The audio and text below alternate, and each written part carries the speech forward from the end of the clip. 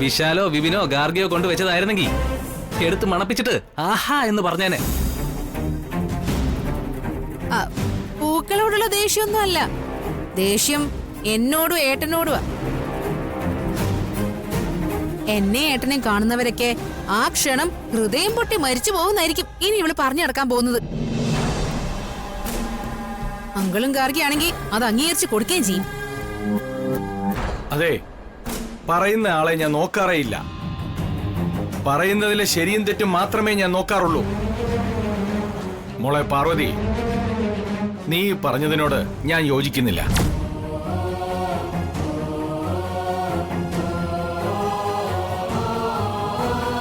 പൂക്കൾ ശ്വസിച്ച് ആരെങ്കിലും മരിച്ചതായി ഞാൻ ഇന്നുവരെയും കേട്ടിട്ടില്ല.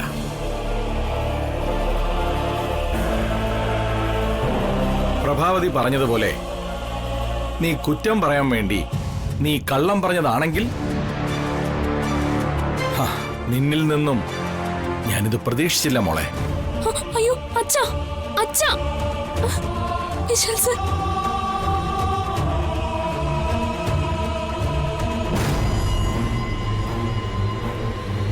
നീ പറഞ്ഞത് സത്യമാണെങ്കിൽ ഈ ബൊക്കേകൾ ജാസ്മിനെ കാണിക്കാൻ കൊണ്ടുവന്ന സാമ്പിൾസ് മാത്രമാണെങ്കിൽ പാർവതി കാരണം നിങ്ങൾക്കുണ്ടായ എല്ലാ മനപ്രയാസത്തിനും ഞാൻ ക്ഷമ ചോദിക്കുന്നു.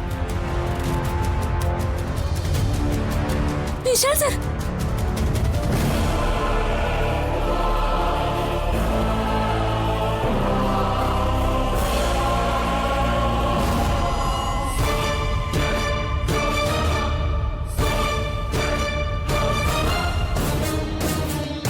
പൂക്കൾ ശ്വസിച്ച് മരിച്ചുപോയ ഒരാളുടെ പേര് എനിക്കറിയാത്തതുകൊണ്ടല്ല ഞാൻ പറയാതിരുന്നത്. അത് പറയേണ്ടയാൾ പറയും. തെളിവ് സഹിതം അരവിന്ദൻ സർ പറയുമ്പോൾ ഞാൻ പറഞ്ഞത് എന്റെ കുശുമ്പാണോ സത്യമാണോ എന്ന് എല്ലാവർക്കും മനസ്സിലാവും. മനസ്സിലാക്കി കൊടുക്കും ഞാൻ.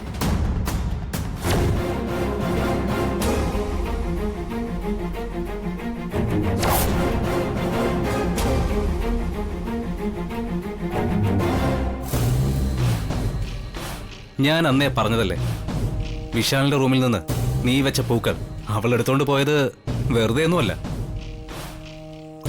ഒരു വിവരവും ഇല്ലാത്ത പൊട്ടിപ്പെണ്ണിഞ്ഞ പോലെ അവൾ ഇതിനകത്ത് നടക്കുമ്പോഴും ഇവിടെ നടക്കുന്ന കാര്യങ്ങൾ കൃത്യമായിട്ടും അവൾ നിരീക്ഷിക്കുന്നുണ്ടായിരുന്നു. പക്ഷെ ഇങ്ങനെ അതാ എനിക്ക് അത്ഭുതം. പൂക്കൾ എന്ന് പറഞ്ഞ അവളെ പോലൊരു പെണ്ണിനെ സംബന്ധിച്ചിടത്തോളം പൂജയ്ക്ക് ഉപയോഗിക്കാനും തലയിൽ ചൂടാൻ വേണ്ടി മാത്രം ഉള്ളതാ. ഏട്ടൻ വാങ്ങിച്ച പൂക്കള് അപകടകാരിയാണെന്ന് അവക്ക് എങ്ങനെ മനസ്സിലായി? അതാ ഞാൻ പറഞ്ഞത്, ഇവിടെ നടക്കുന്ന കാര്യങ്ങൾ അവൾ കൃത്യമായിട്ട് തന്നെ നിരീക്ഷിക്കുന്നുണ്ടായിരുന്നു. പൂക്കൾ അപകടകാരികളാണെന്ന് നിരീക്ഷണത്തിലൂടെ മനസ്സിലാക്കൂ ഏട്ടാ. വിശാലിന് പോലും ഞാൻ ആ റൂമിൽ കൊണ്ടുവച്ച പൂക്കളിലെ വിഷമുണ്ടെന്ന് മനസ്സിലായിട്ടില്ല. അമേരിക്കയിൽ നിന്ന് വന്ന ആന്റിക്ക് മനസ്സിലായിട്ടില്ല. എന്തിന്? അതില് കെമിക്കൽ സ്പ്രേ ചെയ്ത് ആളെ കൊല്ലാമെന്ന് ജയ മരിച്ച് 1 വർഷം കഴിഞ്ഞിട്ടും ഇൻസ്പെക്ടർ അരവിന്ദന് പോലും മനസ്സിലായിട്ടില്ല. പക്ഷേ പൂക്കൾക്ക് മരണത്തിന്റെ മണമുണ്ടെന്ന് അവൾക്ക് മനസ്സിലായി. അതെങ്ങനെയാ?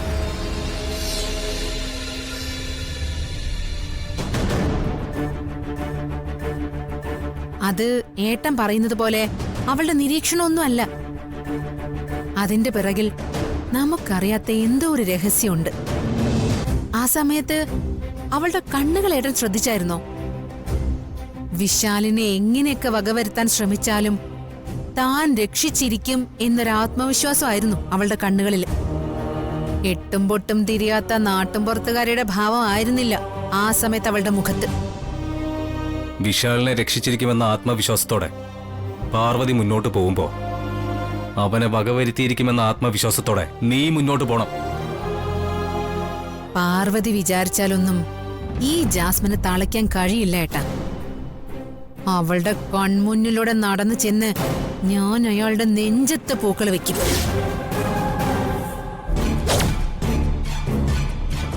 അതത്ര എളുപ്പമല്ലെന്നുള്ള തിരിച്ചറിവ് വേണം നിനക്ക്. നീ ഓരോ ചുവട് വെക്കുമ്പോഴും വിശാലിന്റെ വിവാഹം തടയുക എന്നതല്ല അവളുടെ ലക്ഷ്യം. പിന്നെ അതിനേക്കാളും വലിയൊരു ലക്ഷ്യം അവളുടെ മനസ്സിലുണ്ട്.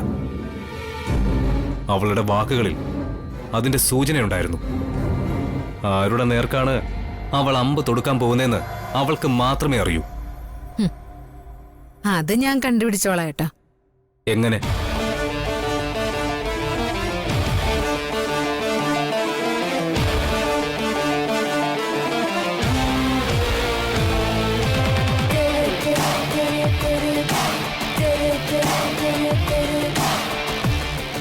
Good idea.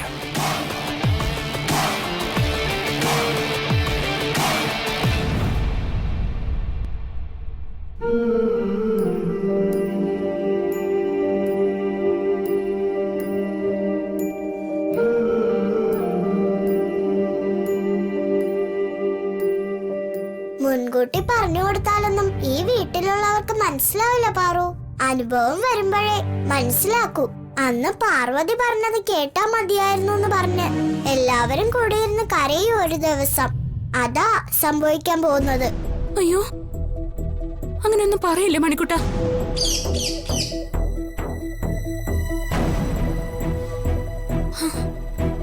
മണിക്കുട്ടൻ പറഞ്ഞതിന്റെ അർത്ഥം എന്താണെന്നറിയോ? ഞാൻ പറഞ്ഞത് ആരും വിശ്വസിക്കാത്തത് കൊണ്ട് വിശാൽ സാറിന് ഉറപ്പായി അപകടം സംഭവിക്കുമെന്ന്. അത് സംഭവിക്കരുതെന്ന് തന്നെയാ പാറുവിനെ പോലെ എന്റെ ആഗ്രഹവും പ്രാർത്ഥനയും. പക്ഷെ പാറു പക്ഷേ എന്നൊന്നില്ല മണിക്കുട്ട. എന്റെ വിശാൽ സാറിന്റെ കാര്യത്തിൽ പക്ഷേ എന്നൊന്നില്ല. വിശാൽ സാറിന് എന്തെങ്കിലും സംഭവിക്കണമെങ്കിൽ ആദ്യം എനിക്ക് എന്തെങ്കിലും സംഭവിക്കണം. അവര് കുറെ പേരുണ്ട്, പാറു ഒറ്റയ്ക്കാ. പാറുവിന് എന്ത് ചെയ്യാൻ കഴിയും? കണ്ണും കാതും തുറന്നു വെച്ച് നടക്കും. സംശയം തോന്നുന്നതൊക്കെ പരിശോധിക്കും. എന്നെ കൊണ്ട് കഴിയാവുന്ന എല്ലാ മുൻകരുതലുകളും ഞാൻ എടുക്കും. വിശാൽ സാറിന്റെ ദേഹത്ത് ഒരു പോറല് വീഴണമെങ്കിൽ ഈ പാർവതിയുടെ ശ്വാസം ഇല്ലാണ്ടാവണം. ഉദയന്നൂർ ദേവിയും ദേവമ്മയുടെ ആത്മാവും പാറുവിന്റെ കൂടെ ഉണ്ടാവട്ടെ. അത്രേ എനിക്കും പറയാൻ കഴിയൂ.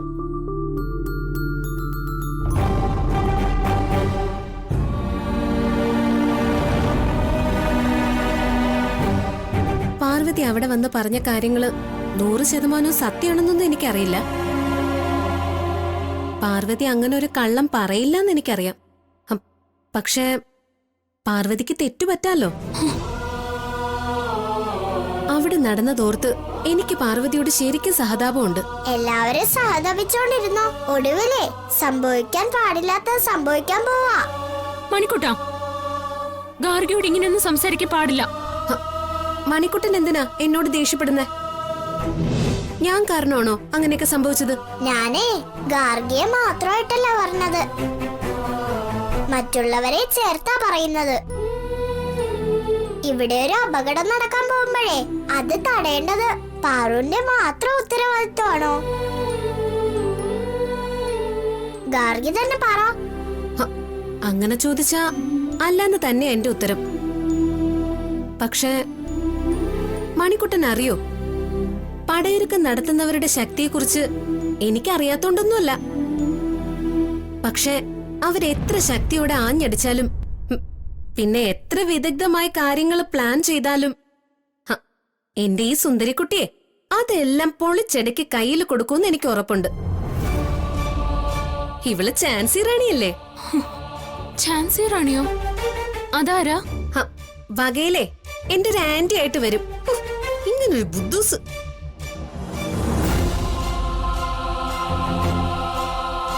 അതെ, അവരിപ്പോ അടുത്ത നീക്കം പ്ലാൻ ചെയ്യുമായിരിക്കും. പക്ഷേ ഉദ്ദേശിച്ചതുപോലെ കാര്യങ്ങൾ നടക്കണമെങ്കിലേ നീ ഇവിടെ ഉണ്ടാവാൻ പാടില്ലെന്ന് അവർക്ക് നന്നായിട്ട് അറിയാം.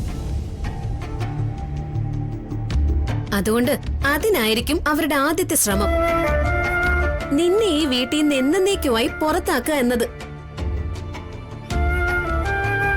അത് ഓർമ്മയുണ്ടാവുന്നത് നല്ലതാ.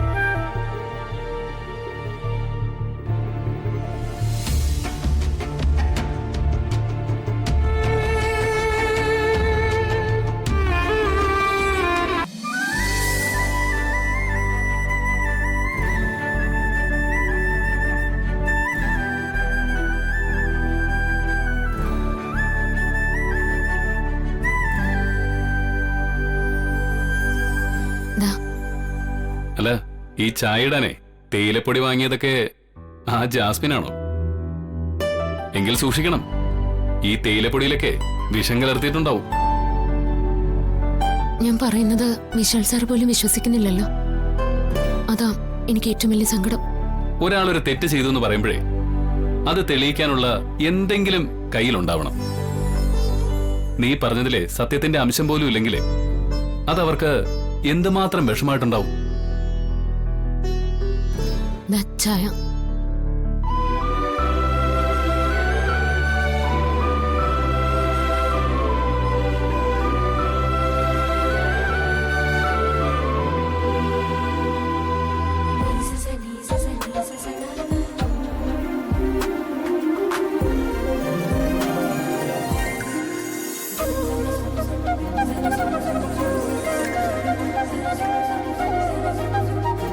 പിണങ്ങിയോ?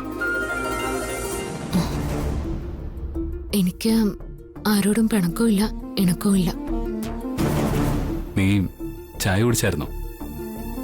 എനിക്കൊന്നും വേണ്ട, എന്റെ വയറ് നിറഞ്ഞിരിക്കാം എല്ലാവരും കൂടി തന്നപ്പോ. ഇന്നിനി ഇവള് പച്ചവെള്ളം പോലും കുടിക്കുമെന്ന് തോന്നുന്നില്ല. ഇത് ഇവളെ കൊണ്ട് കുടിപ്പിക്കാം.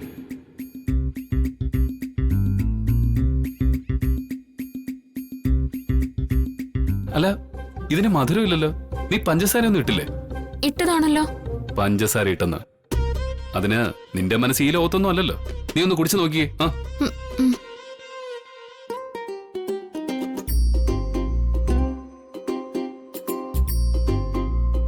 മധുരം ഉണ്ടല്ലോ. വിശാൽ സാറിന്റെ പാകത്തിന് തന്നെയാ ഞാൻ പഞ്ചസാര ഇട്ടത്. മധുരം ഉണ്ടോ? നോക്കട്ടെ, തന്നെ.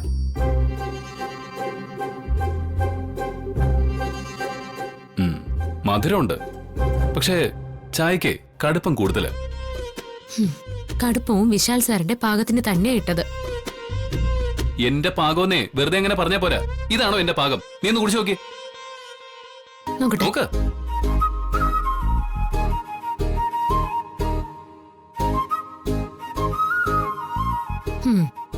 വിശാൽ സാറിന്റെ മനസ്സാ ഈ ലോകത്തൊന്നും ഇല്ലാത്തത്. അല്ല, ഇതിന് കടുപ്പം കൂടുതലില്ലേ? ഇങ്ങനെ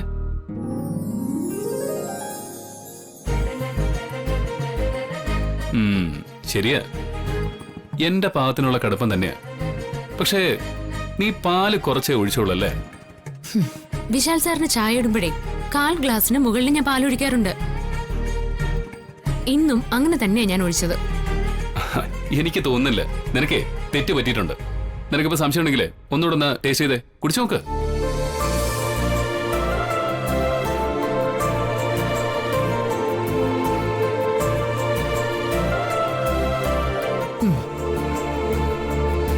വിശാൽ സാറിനെ എന്തോ കാര്യമായിട്ട് പറ്റിയിട്ടുണ്ട്. പാലും കണക്കിനൊഴിച്ചിട്ടുണ്ട്.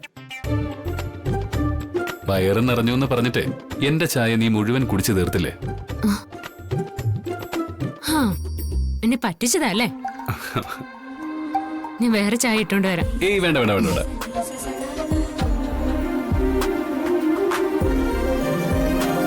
ഇതിലെ മിച്ചമുള്ളത് മതി. നീ കുടിച്ചതിന്റെ ബാക്കിയല്ലേ, അതിനെ നല്ല മധുരം ഉണ്ടാവും. ഇങ്ങനെ വേണ്ട, ഇനി ഈ ചായ സാറ് കുടിക്കണ്ട. അതെ, എനിക്ക് ഈ ചായ തന്നെ വേണം. വേണ്ടെന്ന് പറഞ്ഞില്ലേ? ഞാനിത് കുടിച്ചോളാം. അയ്യോ ഇങ്ങ് വിട്ടെ. വിശാൽ സാർ, ഞാൻ കുടിക്കാം. വേറെ ചായ കൊണ്ടുവരാം. ഞാൻ കുടിക്കാന്ന്. വിട്. താ. ഏയ്, അയ്യോ,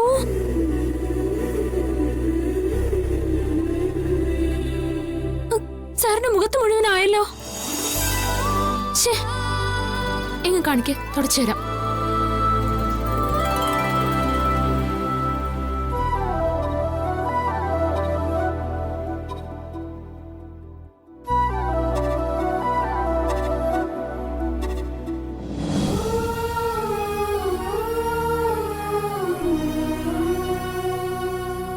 ഇപ്പൊ പറയും പണ്ട് എന്റെ അമ്മയും ഇങ്ങനെ തന്നെ ചെയ്തു തരുന്നേന്ന്. സത്യം, ഞാനത് പറയാൻ പോവായിരുന്നു.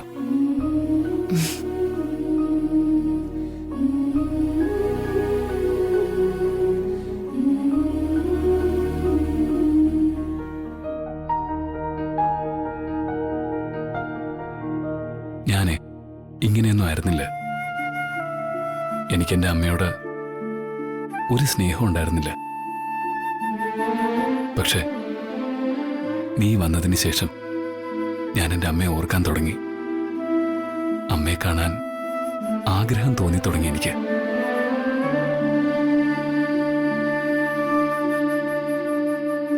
അമ്മയുടെ റൂമായതുകൊണ്ടാ ഞാൻ ഇവിടെ കിടക്കുന്നത്. ഈ മുറിയിൽ അമ്മയുടെ മണം എനിക്കിപ്പോഴും അറിയാൻ പറ്റുന്നുണ്ട്. നീയാ എന്നെ മാറ്റിയത്. നിന്നോട് എങ്ങനെ നന്ദി പറയണമെന്ന് എനിക്കറിയില്ല പാർവതി. പാർവതി എന്നല്ല, മരക്കഴുതേന്ന് വിളിച്ചാ മതി.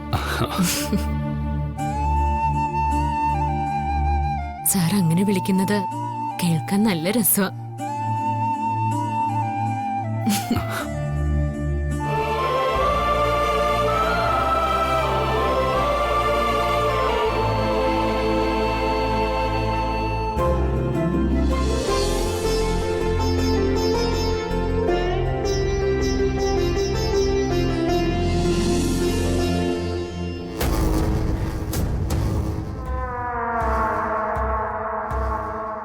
എടി ദുഷീലേ, എടി ദുഷീലേ. ആരാടി എന്നെ ദുശീലെന്ന് വിളിച്ചത്? ധൈര്യം ഉണ്ടെങ്കിൽ എന്നെ മുന്നിൽ വന്നെന്ന് വിളിക്കടി. എടിയല്ല, എടായാ. എടായോ? എടി വിവരമില്ലാത്തവളെ, ഞാൻ ആണാണെന്ന്. ആണോ? മുന്നിൽ വരാൻ ധൈര്യമില്ലാത്ത ഒളിച്ചെന്ന് വിളിക്കുന്ന നീയാണോ ആണ്? ധൈര്യം ഉണ്ടെങ്കിൽ മുന്നിൽ വാടാ. എനിക്ക് ധൈര്യത്തിന് ഒരു കുറവുമില്ല. നീ ഇത് എവിടേക്കാ നോക്കുന്നത്? നേരെ നോക്കടി ഇങ്ങോട്ട്. ഞാനാ വിളിച്ചത്. നീയോ? ഞാൻ തന്നെയാ. ഇനിയും വിളിക്കും. നീ എന്ത് ചെയ്യോടി? 100 വട്ടം വിളിക്കും. ദുശീല, ദുശീല, ദുശീല, ദുശീല, ദുശീല. ഛി, പോ. അയ്യോ മണിക്കുട്ട, നീ ആന്റിയോടാണോ ഇങ്ങനെയൊക്കെ സംസാരിക്കുന്നത്? ആന്റി ഇവിടുത്തെ ആരാണെന്ന് അറിയില്ലേ നിനക്ക്? കുറച്ച് ബഹുമാനമൊക്കെ കാണിക്ക്. ബഹുമാനം കാണിക്കാനോ? ഈ സ്ത്രീയോടോ? എന്തിന്? ബഹുമാനിക്കേണ്ടവരെ മാത്രമേ ഈ മണിക്കുട്ടൻ ബഹുമാനിക്കൂ. ദുഷ്ടന്മാരെയും കണ്ണിച്ചോരയും ഇല്ലാത്തവരെ ഈ മണിക്കുട്ടൻ ബഹുമാനിക്കില്ല. ഏതടി അസത്ത്? മണിക്കുട്ടൻ പാർവതിയെ കാണാനേ അവളുടെ നാട്ടിൽ നിന്ന് വന്നതാ. പാർവതിയുടെ പെറ്റ മണിക്കുട്ടൻ. വെറുതെ അല്ല ഇതിനത്ര അഹങ്കാരം. അഹങ്കാരം നിനക്കാടി. മണിക്കുട്ട, ഗാർഗി എന്നോട് ക്ഷമിക്കണം. എനിക്ക് ഈ സ്ത്രീയോടെ 4 വർത്താനം പറയണം. എന്റെ പാറുവിനെ ദ്രോഹിക്കാനാണോ നീ അമേരിക്കയിൽ നിന്ന് വന്നത്? അത് വേണ്ട. പാറുവിനെ ഉപദ്രവിക്കുന്നത് ഇന്നത്തോടെ നിർത്തിക്കോണം. ഇല്ലെങ്കിലേ ഈ മണിക്കുട്ടന്റെ ശരിയായ സ്വഭാവം നീ അറിയും. ഈ ഞാനൂലിന്റെ സംസാരം കേട്ടില്ലേ? നീ എന്നെ എന്ത് ചെയ്യുന്ന? ഞാൻ ഞാനൂലല്ലടി വിവരം കേട്ടവളെ, ഞാൻ തത്തയാ. നിന്നെ ഞാൻ ഇപ്പൊ മനസ്സിലായില്ലേ എന്റെ ഒരു രോമത്തെ? അയ്യോ, എനിക്ക് രോമമില്ലല്ലോ. ആ, എന്റെ ഒരു തൂവലിൽ തൊടാൻ പോലും നിനക്ക് കഴിയില്ല. നിന്നെ എന്റെ കൈ കിട്ടും. എന്തിനാ മണിക്കുട്ട ആന്റിയോടൊക്കെ വഴക്കിടാൻ പോകുന്നേ? വഴക്കിട്ടാൻ മാത്രം പോരാ, കണ്ണ് കൊത്തി പൊട്ടിക്കണം. അയ്യോ, ആ സ്ത്രീ വന്നതിന് ശേഷമേ എന്റെ പാറുവിന് സ്വസ്ഥത കിട്ടിയിട്ടുണ്ടോ? സ്വൈര്യം കൊടുത്തിട്ടുണ്ടോ ആ ദുശീല? ദുശീല ഞാനിട്ട പേര് വൈറലായല്ലോ. നീ ഡയലോഗ് അടിച്ചതേ ആന്റി എന്തായാലും അമ്മയോട് പറയും. അമ്മയുടെ കണ്ണിൽ പെടാതെ തൽക്കാലം നീ ഒന്ന് മാറി നിക്ക്. എനിക്ക് ആരെയും പേടിയില്ല ഗാർഗി. എന്നാലും ഒന്ന് മാറി നിക്ക്.